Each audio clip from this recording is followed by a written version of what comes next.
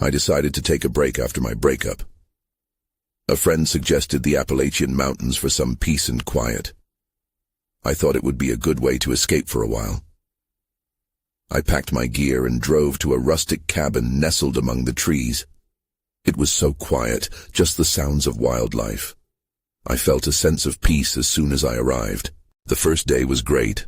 I hiked along a beautiful trail, soaking in the scenery. Everything was perfect until my second night.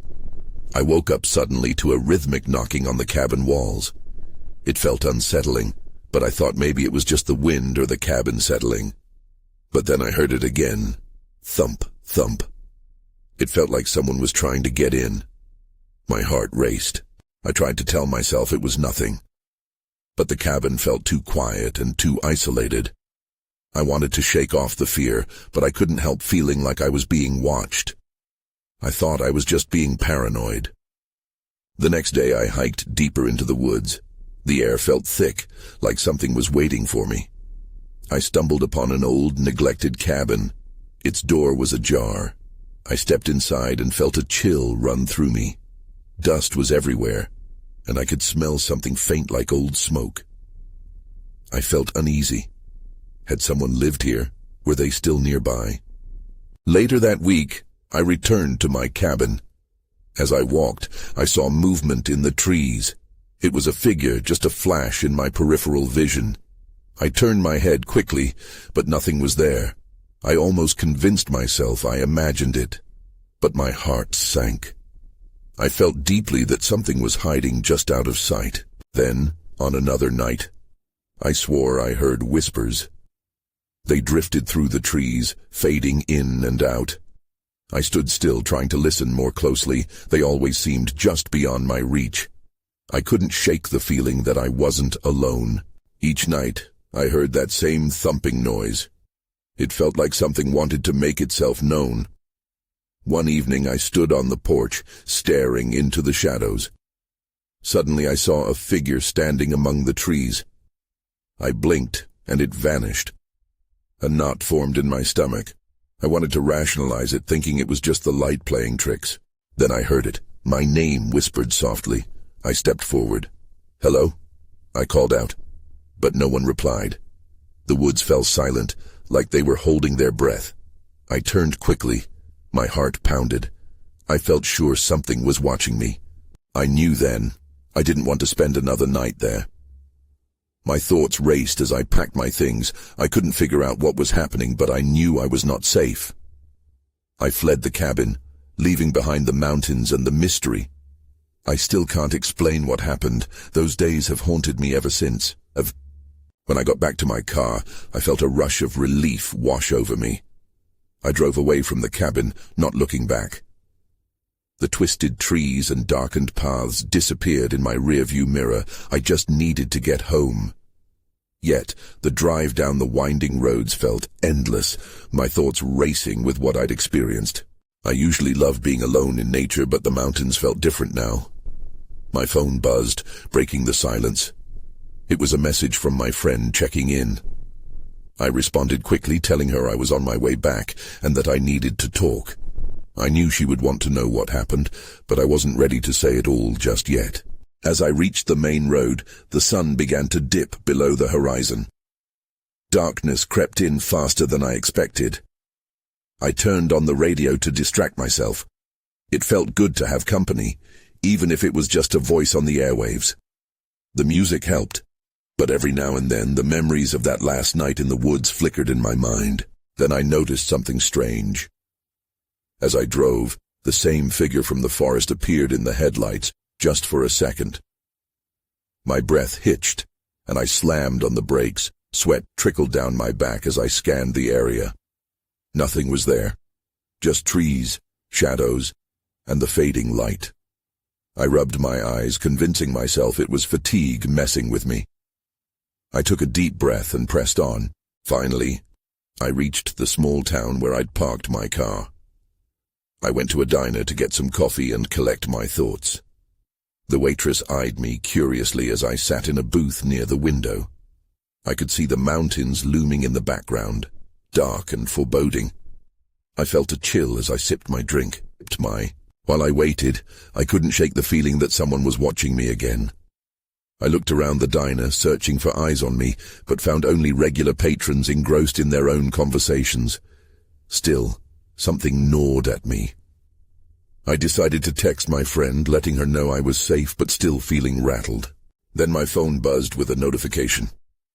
It was a text from an unknown number. My heart dropped when I read it. "You shouldn't have left." A cold sweat broke out on my skin. I looked around again, suddenly feeling trapped. Who sent this? I didn't remember giving anyone my number while I was there. Then the diner door swung open and a chill swept through. The figure I had seen in the woods stepped inside, drenched in shadows. I blinked hard, my heart racing. I wasn't imagining this. They were real. Panic surged through me and I stood up abruptly. "Are you all right?" the waitress asked, concern etched on her face. I didn't respond. I was frozen, staring at the figure who kept scanning the diner. I needed to get out of there. Just as I turned to flee, I caught a glimpse of its face. I recognized it. It mirrored the visions I had experienced among the trees. That sudden clarity came crashing down. I had to confront this. I took a step back, my thoughts desperately racing. "Who are you?" I demanded, my voice shaky but determined. The figure didn't move, just stared, and I could feel the weight of its gaze like a shadow pulling me in. Then it slowly raised a hand and pointed straight at me. The diner fell silent. Everyone stopped what they were doing, looking at me. The air felt heavy, almost suffocating. I felt dread stack upon dread like bricks in my stomach. I needed answers, but with every pulse of uncertainty, I could sense that I was on the edge of something far darker than I'd anticipated. I backed away slowly, my heart pounding against my ribs. Everyone's eyes bore into me. The figure remained still, pointing like it knew me. I felt exposed, a spotlight on me in that crowded diner. My legs started moving back toward the exit, desperate for fresh air and a way out. As I pushed through the door, I heard chairs scraping against the floor behind me. I took a deep breath, squinting against the darkening sky. I needed to get away from that figure. The parking lot felt like a safe haven, but tension prickled at my skin. I hurried to my car, fumbling with my keys, each moment stretching painfully. The sound of footsteps behind me sent a tremor down my spine. I whipped around, half expecting to see the figure close behind. But it was just the diner's waitress, her brow furrowed with concern. "Are you okay? You really shouldn't go out there alone," she said, glancing nervously toward the diner. "Why?" I breathed, still on edge. "Is there something out here?" She glanced back and lowered her voice. "People talk about things in the woods. You know, strange things. Some folks say—" She hesitated, like the words were stuck in her throat. "Some say you can bring something back with you, something that follows you." A chill raced down my arms. "What do you mean follows you?" But before she could answer, the figure from the diner appeared at the edge of the parking lot, looming against the shadows. I thought I would faint. My fingers curled around the door handle, and I fought the urge to leap inside. I had to confront it, I told myself again. "Who are you?" I yelled, my voice shaky but louder than my fear allowed. The figure remained silent, but took a step closer, its face obscured. Panic twisted my gut. "I saw you in the woods," I shouted, desperation surging through me. "What do you want?" The figure paused, and for a fleeting moment I thought I saw something in its eyes, sadness maybe. Then it raised a hand, not to point this time, but to gesture toward the woods. I felt an overwhelming sense of dread wash over me. The waitress stepped back, her face paling. "No, don't!" she shouted suddenly, her voice breaking through the tension. "Why not?" I asked, bewildered. "What's in there?" "Listen," she said, taking a small step forward, her voice low but urgent. "You need to leave now. Just forget you saw it. It's not worth it." But in that moment I became aware of something else, a sound creeping from the forest. A low, whispering noise, as if it were calling to me.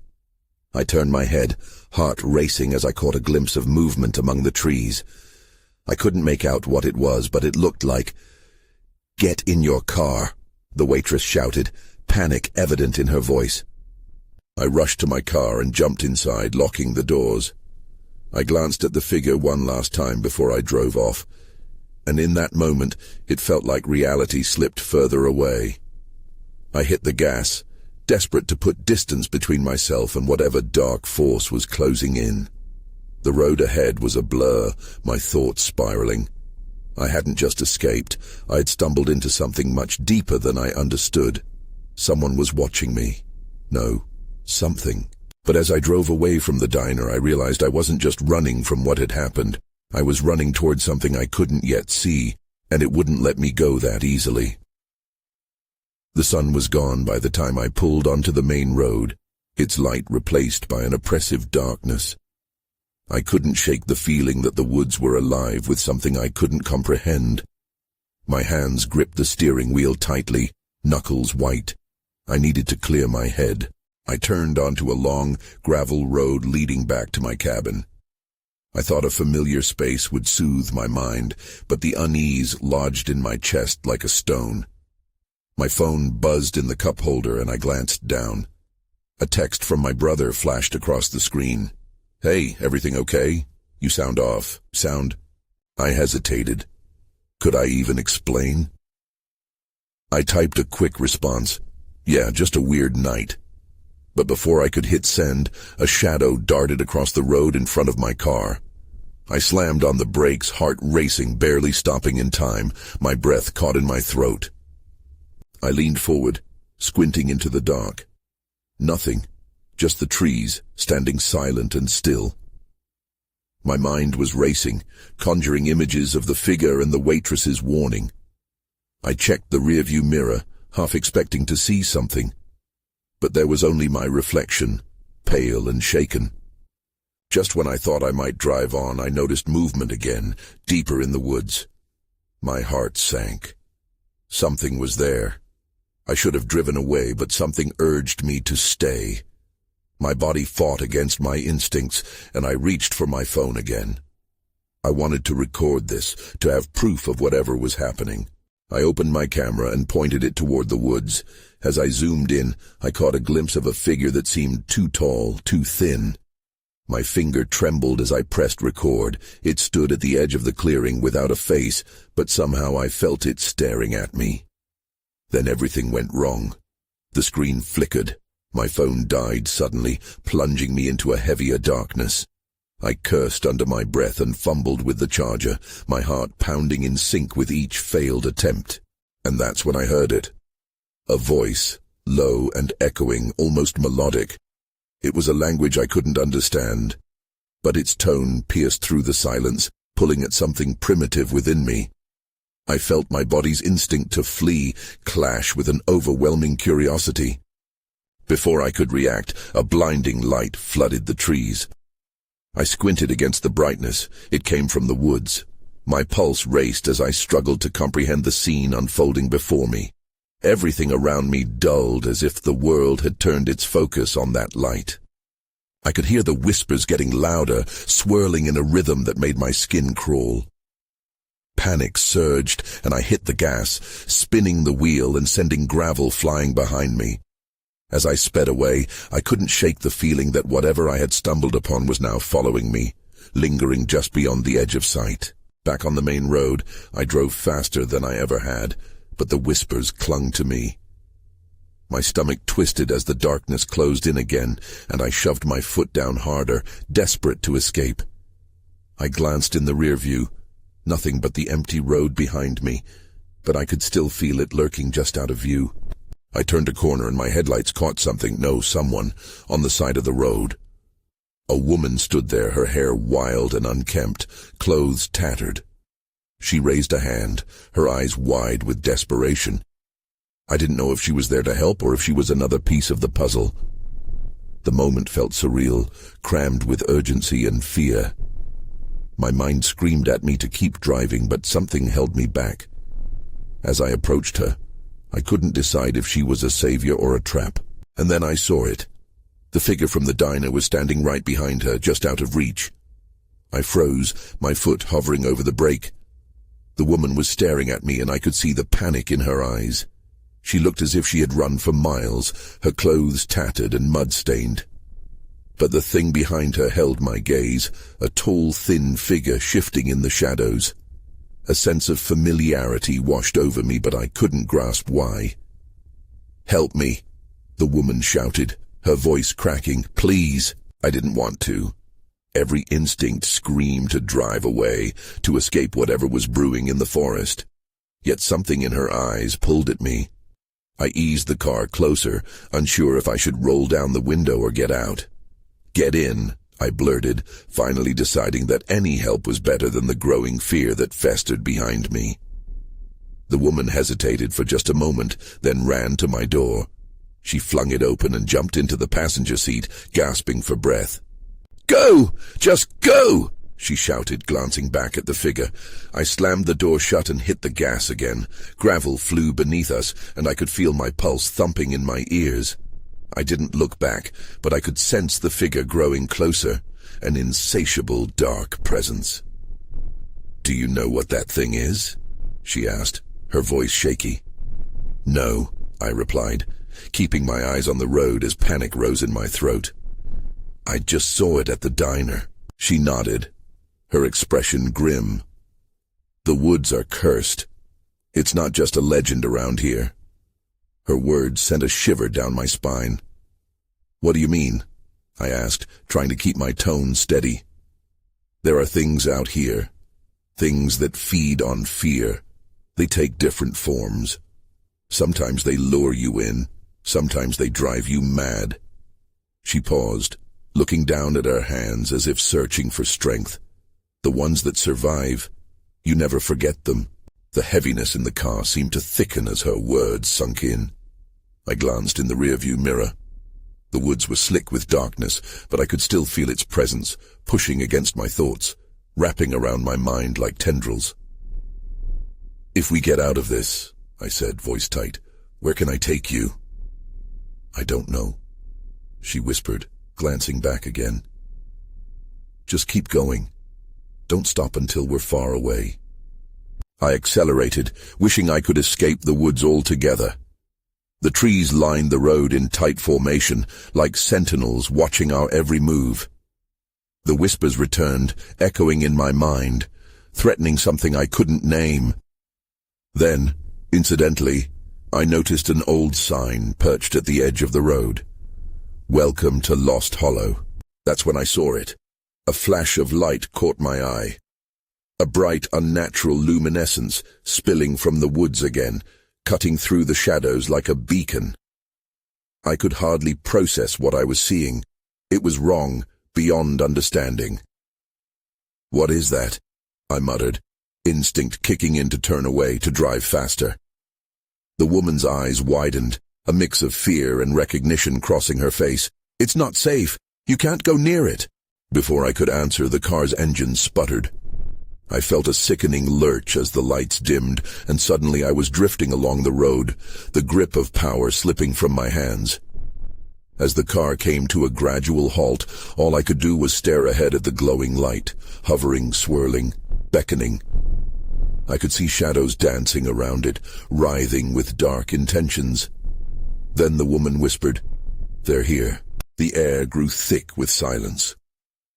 I could hear nothing except the thumping of my heart and the soft rustle of leaves outside. The woman's eyes darted between the glowing light and the thick line of trees that surrounded us. I could tell she was terrified, her pale face illuminated by the strange glow. "What are you talking about?" I demanded, forcing myself to focus on anything but the pulsating light. "Who's here?" She leaned closer, her breath quickening. "The shadows. They'll find us if we stay here."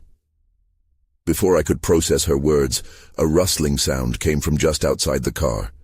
My body went rigid. I squinted into the darkness, searching for movement beyond the windshield, but all I could see was that sickly light and the encroaching gloom. "Drive," she urged, but I could hardly move. The steering wheel felt sticky in my hands, like it was growing roots into the car. With a sudden burst of adrenaline, I shoved the gear into drive and pressed the gas pedal. The engine sputtered to life for a brief second, then gave a jerking cough. I cursed under my breath, panic lacing my voice. "Come on, come on!" The light seemed to pulse in time with my heartbeat, as if it was reaching out to draw me in. I revved the engine again, but it spluttered once more, leaving us in a vulnerable limbo. The shadows around the car began to swell, darker and thicker than the night itself. "Look," she cried, pointing out the passenger window. "They're coming!" I turned my head just in time to see the outline of shapes emerging from the trees, featureless silhouettes that moved like smoke, circling closer. Every instinct inside me screamed to run, to lock the doors and hide, yet I was frozen in place. "What do they want?"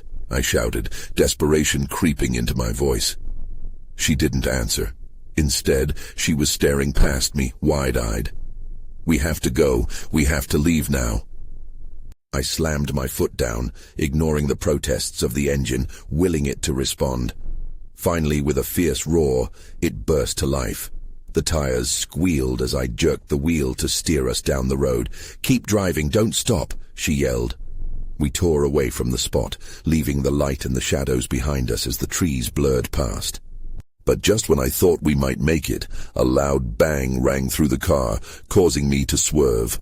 My heart dropped as I glanced in the rearview mirror. One of the shadows had lunged with terrifying speed, colliding with the back of the car. "It's not over!" she screamed as the figures closed in again. With renewed terror, I forced the car to go faster. We sped down the winding road, desperately seeking an escape. But the darkness seemed to stretch infinitely around us, clinging like a fog that refused to lift. Then out of the corner of my eye, I caught a glimpse of something else.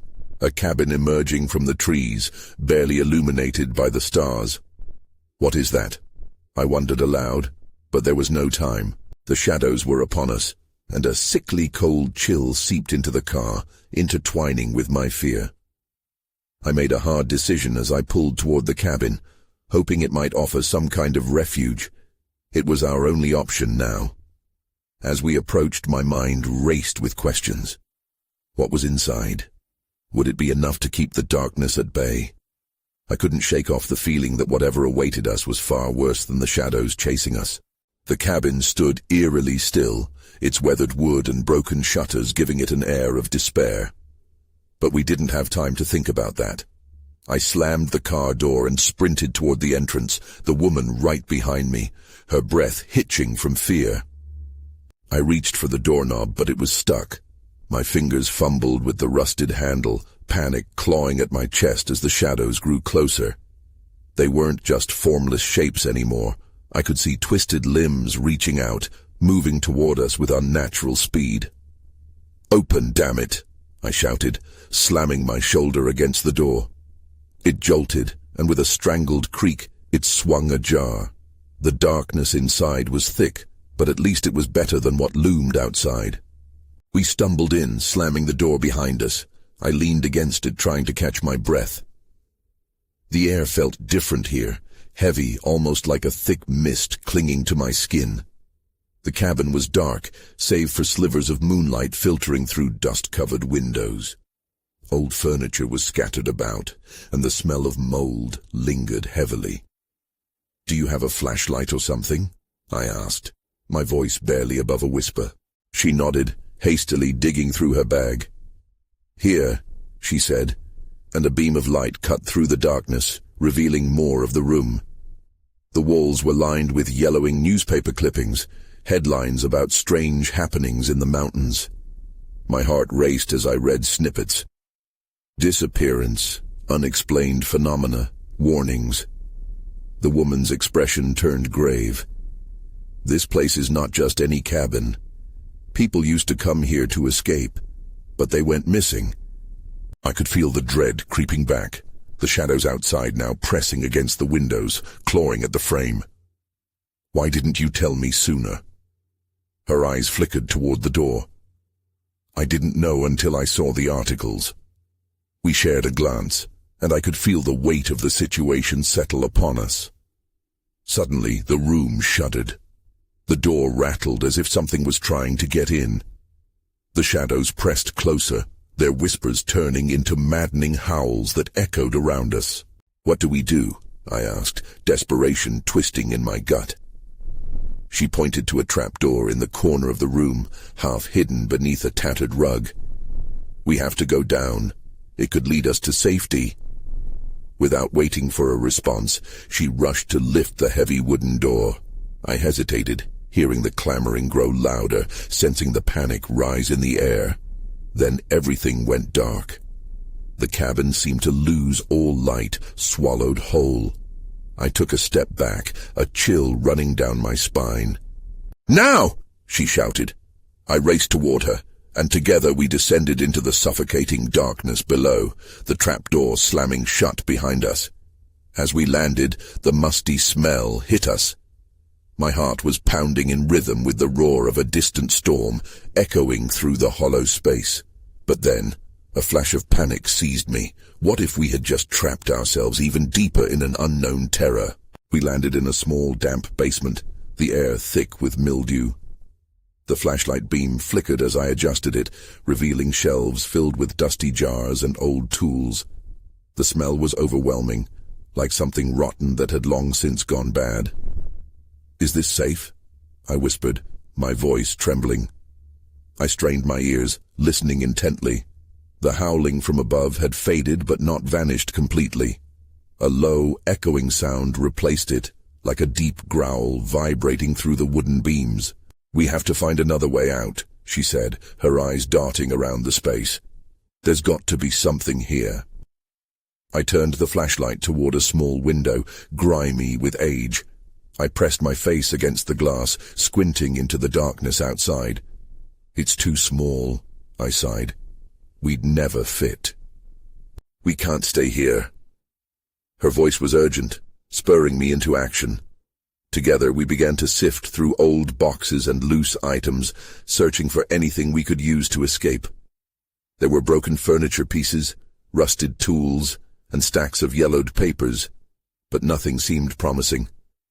Then I stumbled upon a wooden crate. It was heavy, and as I pried it open, stale air rushed out. Inside, I found what looked like a series of old maps. My heart raced. "Maybe these lead somewhere," I suggested, holding up the fragile sheets.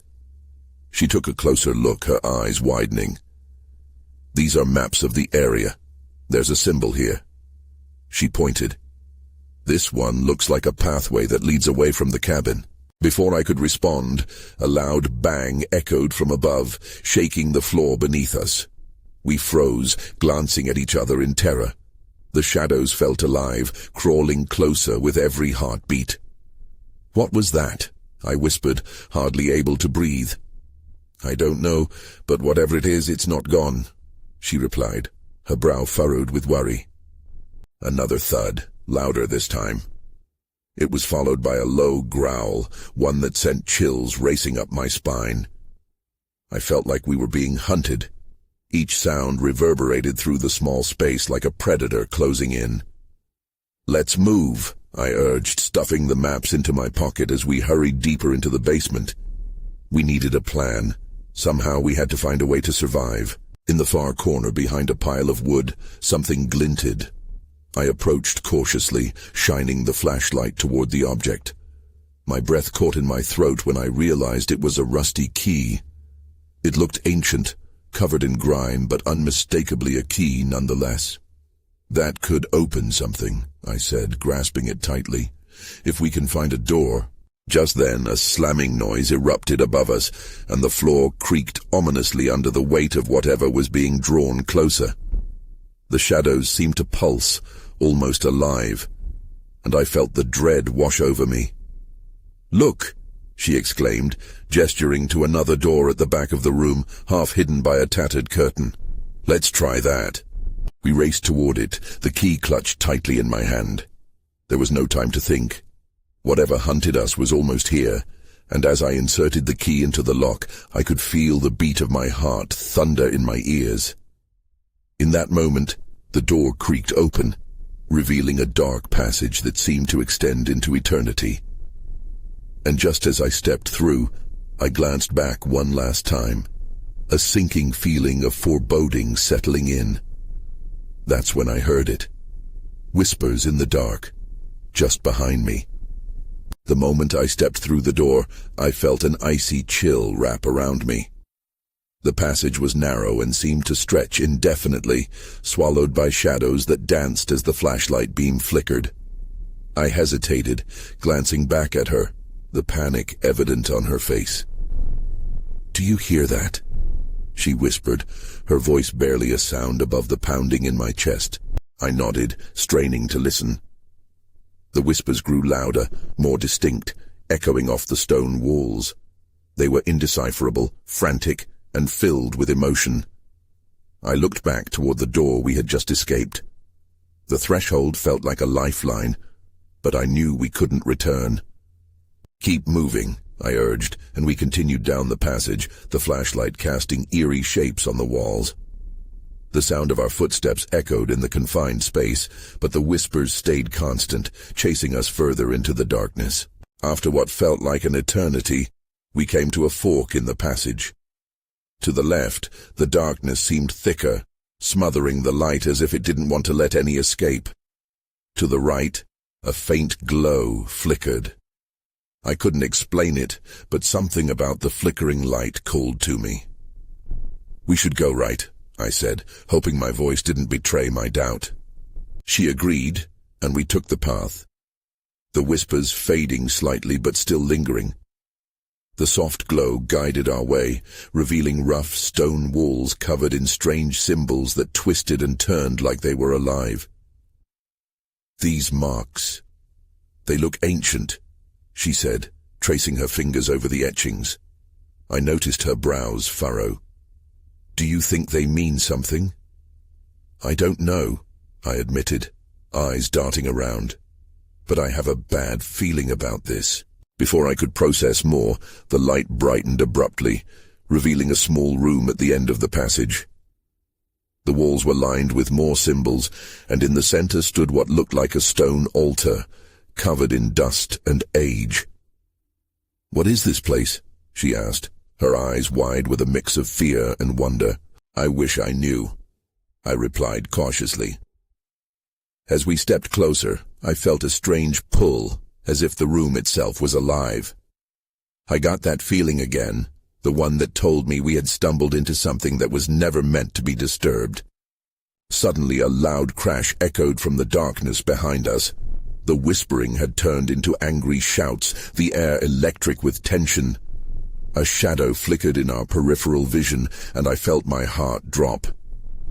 Whatever was hunting us was getting closer, and time was running out. "Quick, the altar!" I exclaimed, pointing to it. "Maybe we can find a clue." As we approached, I noticed something gleaming on the altar. A stone tablet, its surface etched with the same symbols from the walls. My fingers trembled as I reached for it, but just as I did, the whispers crescendoed into a deafening roar. I snatched the tablet, feeling its cool roughness. In that instant, everything went dark. The flashlight flickered and died, plunging us into darkness. "Hold on!" I shouted, panic rising. With nothing but the sound of my own breathing and the mounting growls echoing around us, I felt like the walls were closing in. What had we awakened? I didn't know, but we had to find a way out, and fast. I clutched the stone tablet tightly as I shoved it into my pocket. My heart raced, and the darkness around us pulsed, thickening with an ominous energy. "We have to move," I said urgently, trying to shake the feeling of being hunted. The whispers roared back to life, echoing through the chamber. I could almost feel them clawing at the corners of my mind, each voice a fragment of stories lost in the depths of the forest. My instinct screamed that we had to escape this place. "Where do we go?" she gasped, glancing around the small room. I forced myself to focus. I could barely see her face through the shadows. "There must be another way out. Look for another passage." I scanned the walls, searching for any sign of an exit. Before I could voice another suggestion, the ground trembled beneath us, a warning of something dark drawing near. I felt the room spin, the shadows curling greedily, and I realized it wasn't just the echoes of despair that surrounded us. There, in the far corner, a faint outline shimmered, a crack in the stone wall, barely visible in the darkness. "Over there!" I shouted, bolting toward it. With each hurried step, I could sense the anger of whatever lurked behind us growing stronger. "Can you see it?" she called after me, her breath coming in quick gasps. I could barely see the opening, but it beckoned to me with an urgent whisper that I almost felt compelled to follow. "Help me move this." I grabbed a nearby stone and shoved it against the wall, feeling its rough edges bite into my palms. We pushed, and with a final heave, the wall cracked open, revealing a narrow tunnel that spiraled deeper into the darkness. Without hesitation, I jumped into the passage, pulling her after me. The darkness swallowed us. I could feel the weight of despair pressing down, but there was no turning back. The whispers had moved closer, and with every breath, I felt the cold air infiltrate my lungs. A low rumble echoed from behind us, a voice that was deep and guttural. It felt alive, hungry. "We need to hurry," I urged, pressing forward through the tunnel, the stone walls slick and cool against my palm. As we wound our way through, the faint glow returned not far ahead. It flickered like a tease, pushing me onward. The whispers faded into an incoherent buzz, but I could still feel their urgency. "Do you think we'll make it out?" she asked, her voice trembling. I wished I could reassure her, but the truth blurred in the uncertainty that wrapped around us. "We have to," I managed. "There's no other choice." The tunnel finally opened up into another room, larger than the last. Crude markings glowed on the walls, pulsating like a heartbeat. "What is this place?" she whispered in awe. I looked around, each detail spinning through my head, memories of fragmented stories from the articles I had glimpsed in the cabin. Some kind of ancient site? I pondered aloud. "Look!" She pointed to a pedestal at the center of the room. It held a small, ornate box. "Do you think there's something in there that could help us?" I stepped closer, and my heart raced. Only one way to find out. As I reached for the box, the whispers surged in a cacophony of rage. Shadows writhed and screamed, clawing at the edges of the light. With trembling fingers, I opened the box. Inside lay a small stone figure, grotesquely beautiful, an embodiment of whatever had chased us through the woods. The moment I touched it, the air surged with energy, swirling around us like a tempest. "Take it!" she shouted, urgency in her voice. But before I could respond, the collective presence of darkness surged forward, wrapping around us like chains. I could feel the weight, thick and suffocating. The whispers became a roar, drowning out my thoughts. "No, let go," I yelled, but the shadows were relentless. And then, just as it felt like we might be consumed entirely, a blinding light flared from the figure.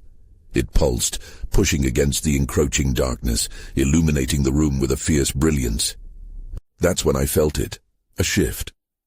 The shadows began to pull away, retreating in anguish as the light surged even brighter, filling the chamber, engulfing everything in its life-giving glow. "Come on." I grabbed her hand, the warmth of the light guiding us toward the tunnel entrance, escape shimmering on the horizon.